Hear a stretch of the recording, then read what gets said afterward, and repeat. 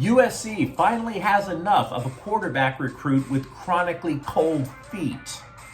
The Sparks in losing can't stop, won't stop. And UCLA is hoping that their season will finally start to pick up the pace when a three-point shooter starts to hit his shots. Good morning or good evening. I'm James. This is your daily dose of sports and snark for the greatest sports city in the world, Los Angeles. This is the faithful Angelenos Evening Report. It is November 18th, 2024. The reason it's an evening report, what can I tell you? That red-eye to Portland was a bit of a beast. But if you are interested about my ridiculous travels to try to get money in this economy, know this. Portland now has, and it's been validated by analytics, 85% less feces on the roads and sidewalks. So well done, Oregon. Very happy that you guys have finally decided to wipe your own butts. Meanwhile, let's talk LA sports. And if you like being in the know about LA, clickety-clack the like button. Clickety-clack the subscribe button. There's a notification bell. Hit that. It'll let you know when we drop new content. Sharing is caring. Let people know we exist, and by all means, comment. Now, before we go through the news and notes, look at the scoreboard. Rams 28, New England 22. This game was all about Matthew Stafford. The guy throws 4 touchdown passes. 2 of them go to Cooper Kupp. And the reason it was obviously that is because the Rams defense yesterday was kind of meh. They were okay, and then all of a sudden they commit 2 personal fouls. That sparked up the Patriots, and they made a game of it. It was Stafford and his receivers that gave the Rams a much-needed win. Speaking of much-needed wins, Chargers 34, Cincinnati 27. Much-needed, not simply for the season, but much-needed because the thing that we have been talking about with the Chargers for decades, not just on this channel, because this channel hasn't been there for decades. YouTube hasn't been there for decades. What do we know about the Chargers? Chargering. Tanking in the clutch. Bad juju. The Bolts last night surrendered a 21-point lead, but J.K. Dobbins, who rushed for 2 touchdowns, scored the game-winning touchdown with 18 seconds left. So yeah, anything to try to flip that script. I get it. And Justin Herbert, by the way, throws for 2 touchdowns. James Harden surpasses Ray Allen as the number 2 all-time three-point specialist in the NBA. Clippers 116, Utah 105, and Cal 71, USC 66. Let's be honest. A couple of weeks ago, UCLA steps on a rake against New Mexico, and they got a lot of heat, which they deserved. If you want to light up USC for trying to sell us a bill of goods as to how good all these recruits are that Eric Musselman brought in, I can't argue against it. I can't. Oh yeah, we're competing for the Big Ten. We're gonna surprise a lot of people. You guys were barely beating Division II schools by a couple of points. Now you finally face a major school, although Cal is not exactly a basketball power, and you get dropped by 5 on your own court. So yeah, if you wanna give the smoke to the Trojans basketball team, go right ahead. Meanwhile, today, Golden State's at the Clippers at 7:30, and let's get to the news. I think it's absolutely fair to describe a lot of the Trojans fan base as high anxiety. Not full-blown panic attack. That's reserved for the head coach. But for everything else with the program, high anxiety. Because the losing from the football team has been chasing off recruits left and right. So if I told you that USC lost the crown jewel, the creme de la creme of that 2025 recruiting class, I would rightfully expect you to panic. I would rightfully expect you to go to Walgreens and then CVS and then forge a bunch of prescriptions and then just down all the meds. All the meds, just like Tic Tacs, just crushing them to keep yourself from going into hysterics. But in this case, I would slap those drugs out of your hands like it was one of those made for teenage TV 1980s movies, because I care.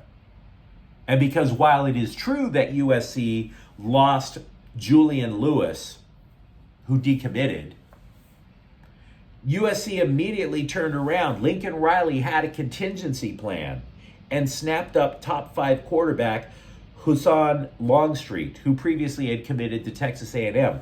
Now, regarding Julian Lewis, he had committed to Lincoln Riley. His family was like, yeah, this guy's going to get our kid to the NFL. And for over a year, they would just take all these trips to all these other schools, right? And for the longest time, I was perfectly willing to accept the line because it's free hotels and free travel, right? And besides, Lincoln Riley will get your kid to the NFL, except for Miller Moss. Can't win them all, right? So they were like, yeah, in case Lincoln Riley goes to the NFL, we just want a backup plan, something like that. Well, after all this time, Lincoln Riley is like, could you guys kind of confirm you're making it official? Well, you know what they did? They decided to take a trip to Colorado to talk to Coach Prime. So Lincoln Riley is like, okay, you either poop or get off the pot. And since Lewis didn't, he goes for Longstreet.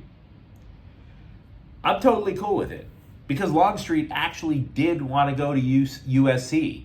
He chose Texas A&M because he was under the impression that Lewis was a lock for the Trojans. So again, I don't really know or care if Lewis and his family were lying to Riley. The fact of the matter is, Longstreet is an elite prospect too. Absolutely.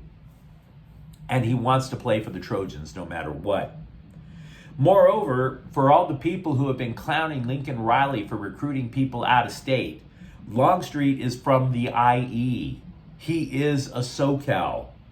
So hopefully that'll placate the people who complain about the lack of California recruiting.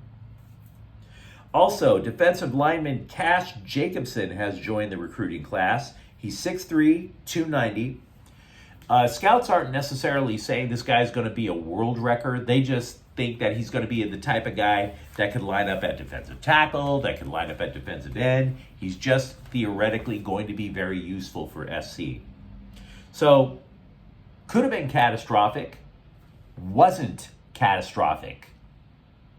I would argue it's the opposite.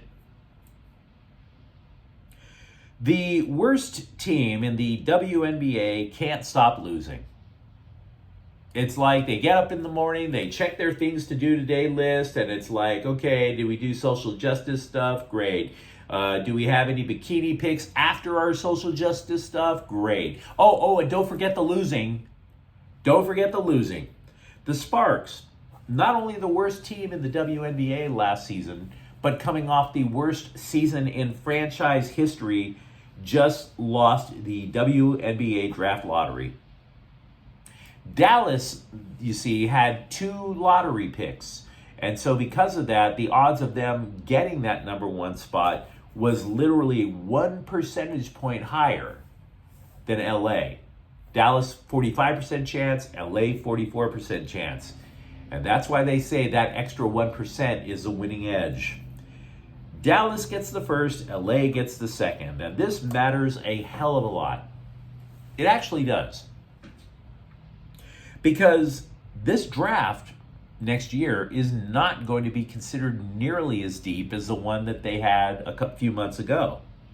Moreover, the consensus top pick is a guard, Paige Buchers.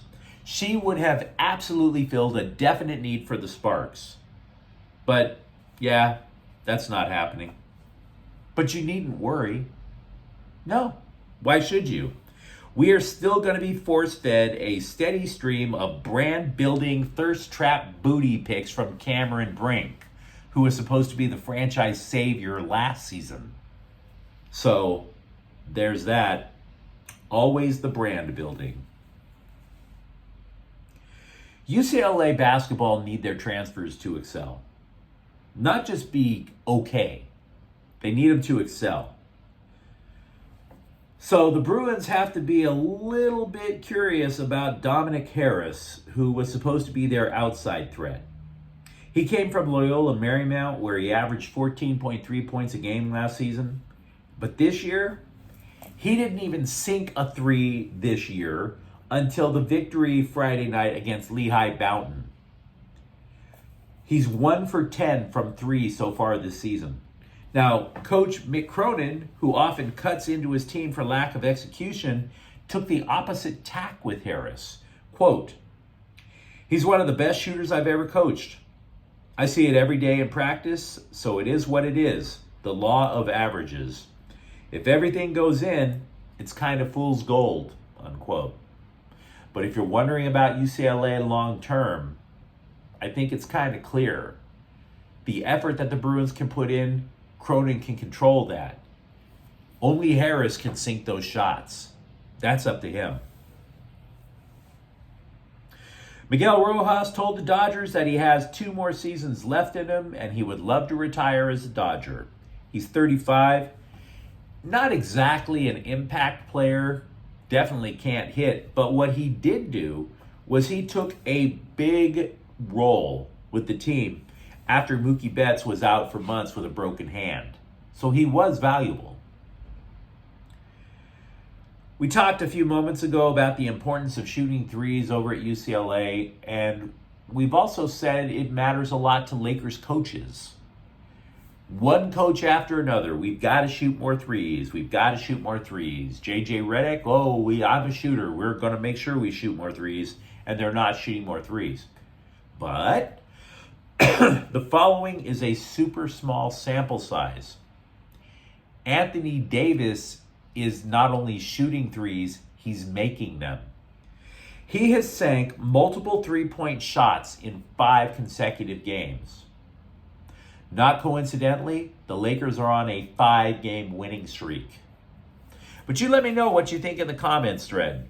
Talk to me, for example, about the state of USC's recruiting class, because I don't think Longstreet is that much of a consolation prize.